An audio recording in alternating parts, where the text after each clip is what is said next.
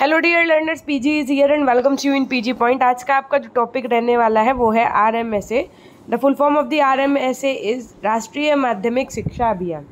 देखिए, कभी कभी आपसे फुल फॉर्म भी पूछ लेते हैं, इसलिए चीज़ों को, जो भी चीज़ें इंपॉर्टेंट हैं उनको या तो आप अंडरलाइन करते हुए अपना समझिए, या उनको आप नोट डाउन करिए, या स्क्रीनशॉट लीजिए, या अगर आपके पास इनमें से कोई ऑप्शन नहीं है तो सीधे आप पीजी पॉइंट ऐप इंस्टॉल करके, अगर आपके में है तो आप वहाँ से चीज़ों की, इन सारे सब्जेक्ट्स की हमने एमसीक्यूज़ और नोट्स की पीडीएफ आपको दे रखी है, आप वो ले सकते हैं। ठीक, देखिए नेक्स्ट पॉइंट क्या। अब सबसे पहले हम लोग समझेंगे कि आरएमएसए है क्या और इसमें क्या कुछ इम्पोर्टेंट है।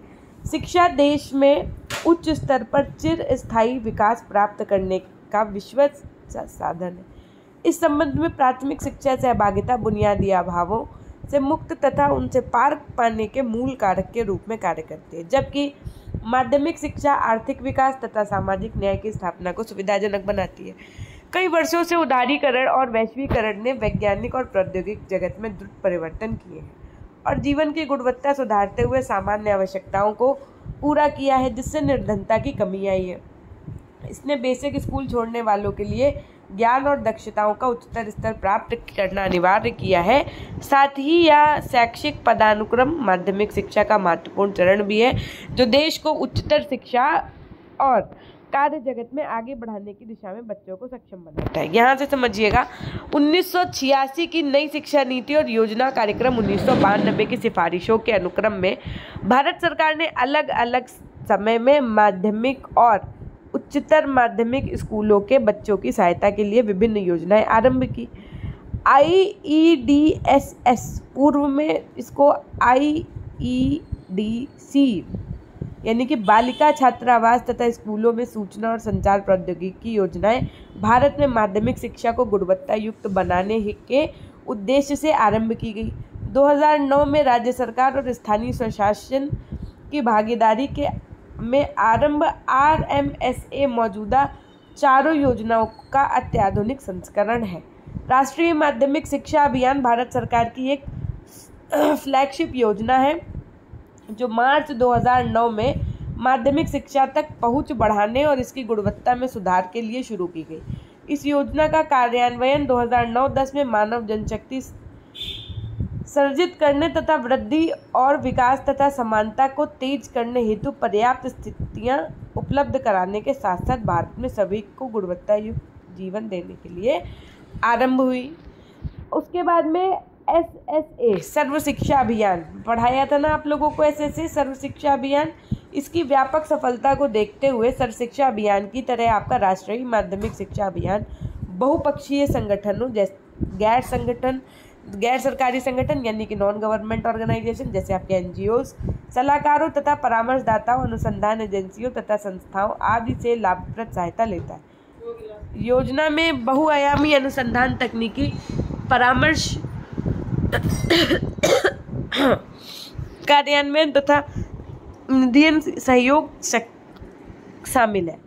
इस समय क्या था कि कार्यान्वयन के चौथे वर्ष में राष्ट्रीय माध्यमिक शिक्षा अभियान 50,000 सरकारी तथा स्थानीय निकाय माध्यमिक स्कूलों को शामिल करता है। इसके अलावा 30,000 अतिरिक्त सहायता प्राप्त माध्यमिक स्कूल भी राष्ट्रीय माध्यमिक शिक्षा अभियान के लाभ उठा सकते हैं, लेकिन कोर क्षेत्रों में अवसंरचना तथा सहयोग नहीं ले सकते। राष्ट्रीय माध्यमिक शिक्षा अभियान के क्या लक्ष्य थे, क्या उद्देश्य थे, ये समझिएगा।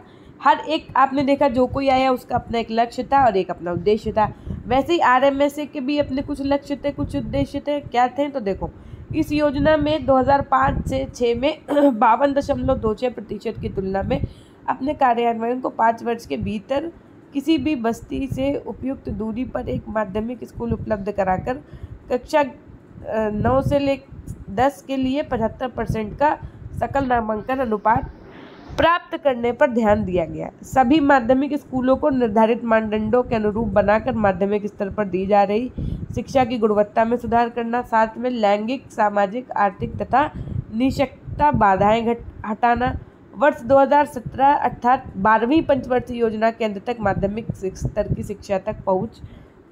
उसके अलावा वर्ष 2020 तक छात्रों को स्कूल में बनाए रखने में वृद्धि और उसका सर्वसुलभीकरण करना। विशेष वर्ग के अंतर्गत आपके अनुसूचित जाति, जनजाति, पिछड़े वर्ग, गरीब और अपंग आदि के लिए माध्यमिक शिक्षा की व्यवस्था करना। ये सब क्या है, RMSA के उद्देश्य हैं। सभी माध्यमिक स्कूलों में भौतिक सुविधाएं, स्टाफ एवं सामग्री को सुनिश्चित करना। फिर देखिए, सामान्य स्कूल प्रणाली की दिशा में भी प्रगति करना, शिक्षा प्रबंधों में पंचायत एवं अन्य स्थानीय संस्थाओं की भागीदारी सुनिश्चित करना, स्कूलों तक पहुंचने के लिए सुरक्षित एवं प्रभावशाली यातायात सुविधाओं का विकास, साथ में मुक्त विद्यालय सुविधाओं का विकास करना, माध्यमिक शिक्षा ग्रहण कर रहे सभी छात्रों के लिए ये सुनिश्चित करना कि वह अच्छी गुणवत्तापूर्ण शिक्षा ग्रहण करें, प्रभावशाली बौद्धिक सामाजिक एवं सांस्कृतिक अधिगम हेतु माध्यमिक शिक्षा की गुणवत्ता में सुधार हेतु प्रयास करना, पर्वतीय एवं अन्य इलाकों में आवासीय स्कूलों का विकास करना। योजना के लिए कार्यान्वयन तंत्र क्या था, यानी कि implementation system for the plan क्या था, वो देखो। हर राज्य में RMSA राज्य कार्यान्वयन सोसाइटी की मदद से RMSA का समन्वय करने के लिए मानव संसाधन विकास मंत्रालय केंद्र सरकार का नोडल मंत्रालय है। हालांकि राष्ट्रीय माध्यमिक शिक्षा अभियान के बेहतर कार्यान्वयन के लिए अनेक सहयोगी व्यवस्थाएं तथा संस्थाएं भी उपलब्ध हैं। एक राष्ट्रीय संसाधन दल शिक्षण अधिगम प्रक्रिया, पाठ्यचर्या, शिक्षण अधिगम सामग्री, ICT शिक्षा तथा निगरानी और मूल्यांकन के तंत्रों में सुधार के लिए मार्गदर्शन देता है। मानव संसाधन विकास मंत्रालय द्वारा समर्थित तकनीकी सहयोग दल राष्ट्रीय संसाधन दल का संगठन है तथा मंत्रालय से इसका सीधा संबंध है। तकनीकी सहयोग दल राष्ट्रीय तथा राज्य स्तरीय टीमों को तकनीकी और प्रचलन संबंधी सहयोग तथा विशेषज्ञता उपलब्ध कराता है ये। और इसके अतिरिक्त NRG के अंतर्गत विभिन्न उप समितियाँ जैसे पाठ्यचर्या सुधार हो गई उप समिति, शिक्षक और शिक्षक विकास उप समिति, ICT उप समिति और योजना और प्रबंधन उप समिति गठित की गई। इन उप समितियों में TSG से सदस्य लिए जाते हैं और इनकी वर्ष में 3 बैठकें होती हैं, जिनमें वे परस्पर निर्धारित लक्ष्यों और प्रतिबद्धताओं की प्रगति से स्वयं को अवगत कराती हैं। इसके अतिरिक्त NCERT और NUPE, न्यूपा जिसको आपको पढ़ाया है ना, न्यूपा, NCERT भी पढ़ा चुके, न्यूपा भी पढ़ा चुके हैं, है ना। उसके अलावा RMSA की समर्पित इकाइयों के माध्यम से सहायता करते हैं। DFID की सहायता से क्षमता निर्माण सहायता के लिए RMSA TCA का भी गठन किया गया। वित्तीय निविष्टियों के रूप में भी केंद्र का हिस्सा कार्यान्वयन एजेंसियों से सीधे जारी किया जाता है, जबकि राज्य का उपयुक्त हिस्सा भी संबंधित राज्य सरकारों और एजेंसियों के द्वारा किया जाता है।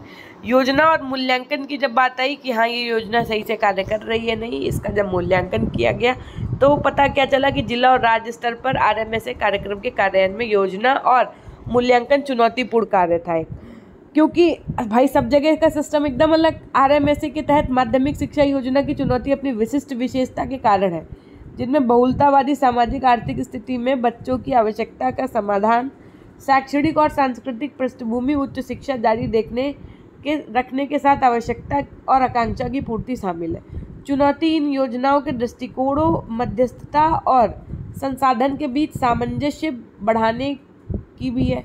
RMSA समाज, पंचायती राज संस्थानों और अन्य हिताधिकारियों के लिए योजना और कार्यान्वयन के सभी पहलुओं से मुख्य कार्य करता है, जिससे पर्याप्त समर्पण और प्रौद्योगिकीकरण के विकेंद्रीकरण और प्रबंधन कार्य होते हैं। तो हम क्या कह सकते हैं कि राष्ट्रीय माध्यमिक शिक्षा जो अभियान है आपका, इसके अंतर्गत तैयार जिला और राज्य स्तरीय माध्यमिक शिक्षा योजनाएं के विकास और मूल्यांकन में बहुत व्यवहारिक दृष्टिकोण की आवश्यकता है।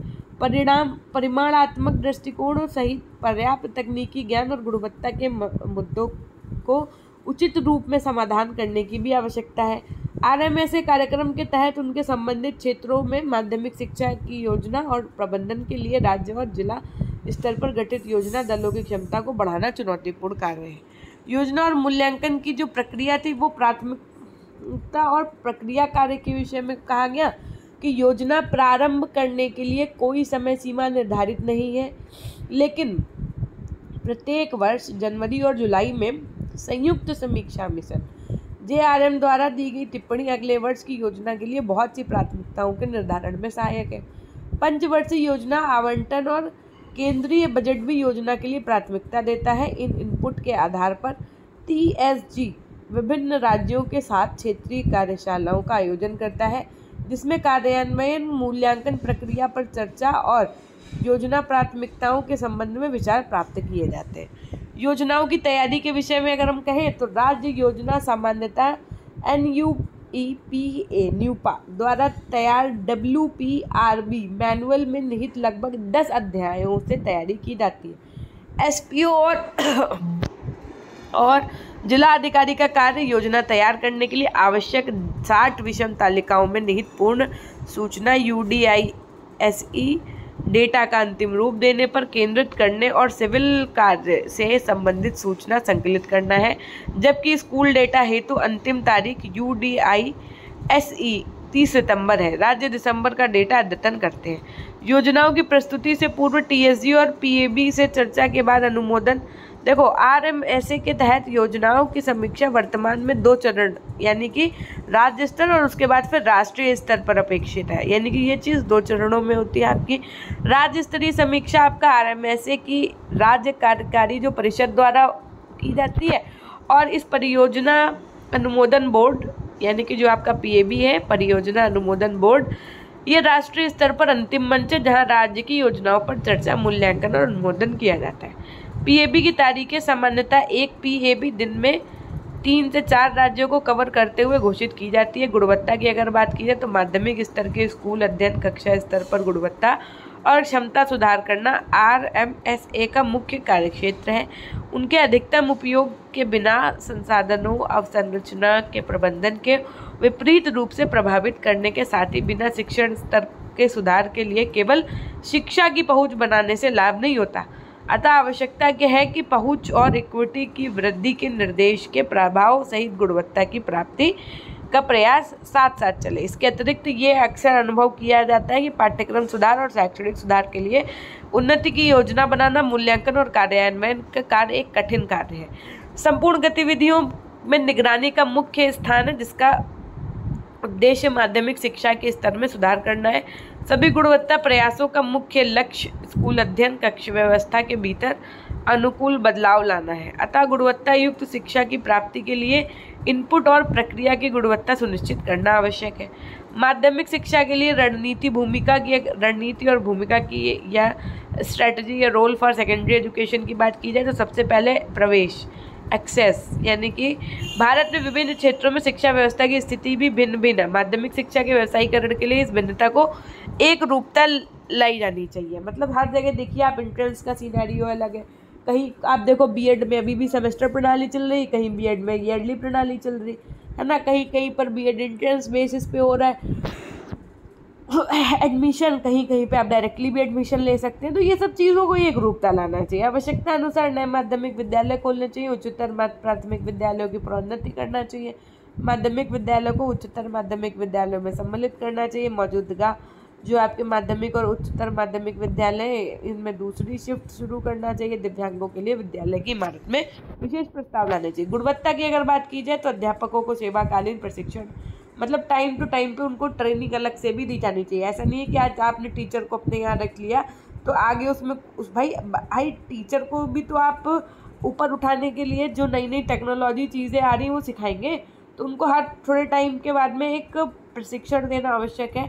पाठ्यक्रम में सुधार करना आवश्यक है। बच्चे जो छोड़ चुके हैं विद्यार्थी स्कूल, उनको एक ब्रिज कोर्स करना उनके लिए लाना चाहिए। पर्वतीय तथा ग्रामीण इलाकों में शिक्षकों के आवास उपलब्ध कराना चाहिए। विद्यालय के लिए आवश्यक ब्लैक बोर्ड, फर्नीचर, पुस्तकालय और प्रयोगशालाएं प्रदान करनी चाहिए। समानता की अगर बात की जाए तो माध्यमिक स्तर के मेधावी छात्रों के लिए छात्रवृत्तियाँ, मुफ्त एवं दूरस्थ शिक्षा का प्रसार, अनुसूचित जाति, जनजाति, अन्य पिछड़े वर्गों एवं अल्पसंख्यक छात्रों के लिए मुफ्त रहने व खाने की सुविधा, लड़कियों के लिए आवासीय विद्यालय, नगद वजीफे, वर्दी, किताबें आदि की सुविधा, साथ में समाहित जो शिक्षा है, समेकित शिक्षा है, यानी कि इंक्लूसिव एजुकेशन के रूप में दी जानी चाहिए शिक्षा।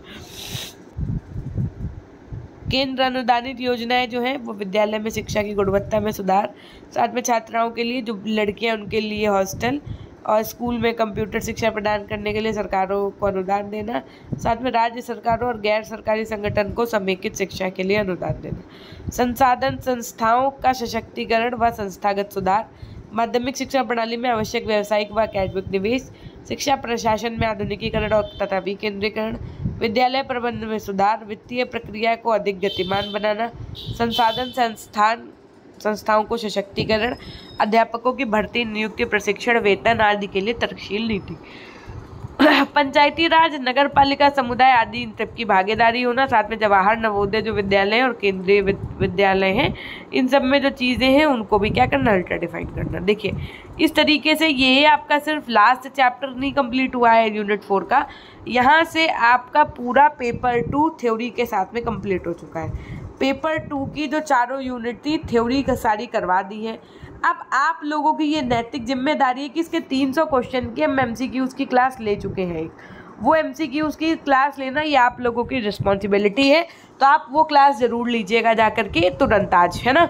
आज आपने यहाँ से पेपर 2 भी कंप्लीट कर लिया है, इसका मतलब ये हो गया कि पेपर 1 थ्योरी के साथ कंप्लीट हो चुका है, पेपर 2 थ्योरी के साथ आपका कंप्लीट हो चुका है। पेपर 1 के हमने MCQs कम से कम 500-600 करवा दिए, आप वो देखिए। पेपर 2 के भी MCQs हमने करवाए हैं। तो देखो पेपर 1 और पेपर 2 के कुछ कॉमन MCQs होते हैं क्योंकि कॉमन टॉपिक्स ही हैं, तो वो ज़रूर देख लीजिएगा। उसके अलावा पेपर 3 के हमने 2 यूनिट कंप्लीट करा दी है, 2 यूनिट बची हुई है वो भी करवा देंगे, ठीक है। फिलहाल अब कुछ दिन MCQ सोच रहे हैं आप लोगों को करवा दे पेपर 1 और पेपर 2 के साथ में, पेपर 3 के भी आप लोगों को MCQs करवाने हैं, है ना। हालांकि पेपर 3 का MCQs भी करवा चुके हैं 300, लगभग 300 क्वेश्चन, तो वो भी अपना देखिएगा। मैं अपने हिसाब से चीज़ों को करती रहूँगी। बस आप लोगों का काम ये है कि अगर आप लोगों ने हर सब्जेक्ट का MCQs एप्लीकेशन से नहीं लिया है, नोट्स नहीं लिया है, तो नोट्स अगर आप पढ़ पाने का समय है आपके पास तो बिल्कुल लो, वरना ऐप से MCQs आप लोग ज़रूर ले लीजिएगा। वो जो MCQs है वो एकदम अल्ट्रा लीजेंड MCQs है, कहीं नहीं मिलेंगे। एग्ज़ाम ओरिएंटेड MCQs हैं, उसके अंतर्गत आपको 1300 से ज़्यादा, अभी हमने पेपर 4 के MCQs पूरे प्रिपेयर करवाए 1000+। लेकिन बस ये है कि एप्लीकेशन पे थोड़ा सा अपडेट चल रहा है क्योंकि गूगल प्ले स्टोर की कुछ पॉलिसीज़ में अपडेट हुआ है, तो इस वजह से अभी ऐप में काम चल रहा है। नियर अबाउट 3 to 5 डेज लग जाएंगे, तो वो हो जाएगा। उसके बाद में हम ये नया वाला आपका MCQs अपलोड करवाएंगे, ठीक है। तो पेपर 4 का तो बहुत ही अल्टीमेट है योग वालों का, अगर आपको लेना है तो आप ज़रूर लीजिएगा। फिलहाल पेपर 1-2 के जितने चैप्टर्स करवाए हैं, जो कोई चैप्टर अगर छूट गया है तो वो पढ़ डालो, नहीं तो 2 तक तो पेपर अच्छे से पढ़ ही डालो। 3rd पेपर की 2 यूनिट करवा दी, वो अच्छे से पढ़ लो, 3rd 4th यूनिट जल्दी शुरू करके ख़त्म कर देंगे, ठीक है। तो हमेशा खुश रहिए, मुस्कुराते रहिए, कभी अपने लिए तो कभी अपनों के लिए। Till then take care, bye bye, love you all, love you my dear class, अपना ध्यान रखिएगा, धन्यवाद।